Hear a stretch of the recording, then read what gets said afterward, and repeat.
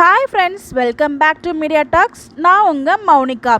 So Pandian store season 2ல் பார்த்தீங்கன்னா finally பல தடைகளை தாண்டி நம்ம தங்கமயில் சரணோட மேரேஜ் வந்து நடந்து முடிஞ்சிருச்சுங்க.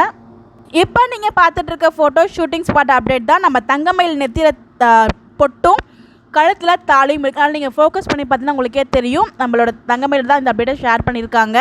ஸோ நம்ம பாண்டியன் வீட்டில் தான் வந்து இந்த அப்டேட்டுமே கொடுத்துருக்காங்க. ஸோ ஃபைனலாக வந்து மேரேஜுமே நடந்து முடிஞ்சிருச்சு. நமக்கு தெரிஞ்சது தான் கண்டிப்பாக மேரேஜ் நடந்துடும் அப்படின்னு சொல்லிட்டு பல ட்விஸ்ட் அண்ட் டர்ன்ஸோடு தான் வந்து கண்டிப்பாக நடக்கும். ஏன்னா மேரேஜ் அவ்வளோ சீக்கிரம் அவ்வளோ சாதாரணமாக நடந்துருமா? ஆல்ரெடி நம்ம ராஜியோட அண்ணன் வர பிளான் பண்ணிட்டுருக்காரு பொண்ணை தூக்குறதுக்கு. ஸோ அதையும் சமாளிக்கணும். இன்னொரு பக்கம் ஸோ தங்கமயில் போட்டிருக்க நகையெல்லாம் வந்து செக் பண்ணணும் அப்படிங்கிற மாதிரி, அதாவது இடம் வச்சு பார்க்கணும் அப்படிங்கிற மாதிரி சொல்கிறாங்க. தங்கமயில் அப்படியே மயங்கி விழுந்துடுறாங்க. நம்ம புறமா பார்த்துருப்போம்.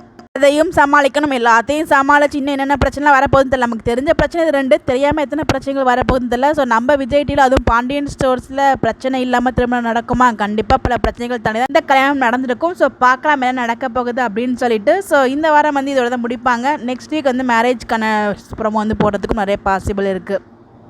ஸோ இந்த மேரேஜ் பற்றி நீங்கள் என்ன நினைக்கிறீங்க? உங்களுடைய கருத்துக்களை மறக்காமல் கமெண்ட்டில் ஷேர் பண்ணுங்கள். இந்த மாதிரி எப்படி தெரிஞ்சுக்க முடிஞ்சதில்லை ஃபாலோ பண்ணிக்கோங்க.